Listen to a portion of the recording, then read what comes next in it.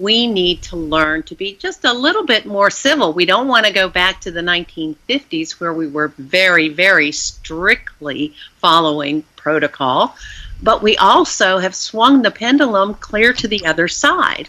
Mm-hmm. So I spend a lot of time with people helping them learn to be more professional, learn how to say certain things a certain way, and most importantly, how to control their emotions, because if we think about it, emotions really can control us if we don't have the secret to doing it, and every CEO knows the secret. So today, I'm going to share with you and your listeners the secret. Well, that's a good thing to know, because I know there are a couple times in my life, and fortunately only a couple, where I wish I had that secret because the second that I was not in control, I regretted it. And fortunately for me, it didn't have a job ending or a relationship ending consequence, but I know for many people it can. So happy to have you. So tell us, what is the secret? How do we get to know it? Well, first, let's talk about what happens to us when we get triggered by those emotions. And the first thing that happens, let's say it's fear. We all know that you're going to have that physical reaction of fight or flight. So that means the blood has gone from our brain into our muscles to help us have that fight or flight. So we're not thinking straight.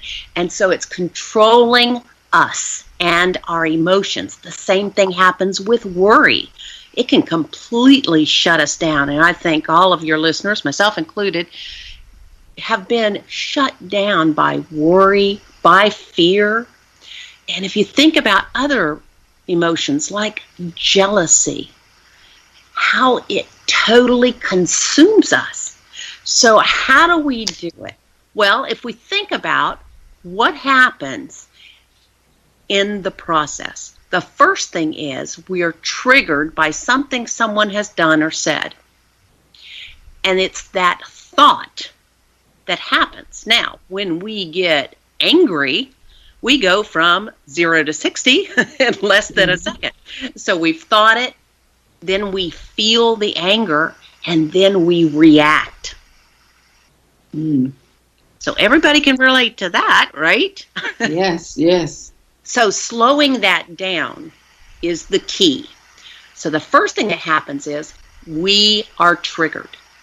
We all have trigger words. We all have actions that trigger us. Try to write down some of those triggers. And if you don't know yours, please ask your children, your spouse,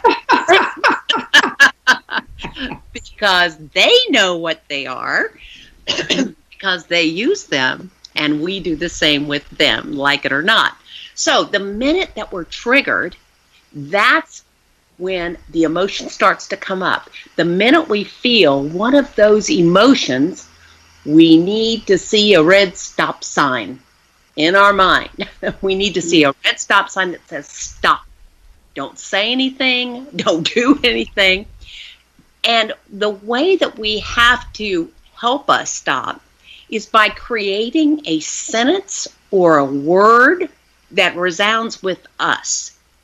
For example, let me give you an example. My husband used to say to me, "You're taking that personally." And oh my gosh, that was a trigger word for me. It just set me off. 0 to 60, I'd get mad and huff off. And of course, he'd go off and watch his football game. So, after I took this course and I learned how to do it and I began practicing, the very next time he said it, he said, "You're just taking that personally." I looked him straight in the face with a pleasant look and I said, "Why do you think that?" I want you to know. No, he looked back at me. He looked at the floor. He looked back at me. Off. It worked. I was upset and he was confused. But I didn't react the same way I had.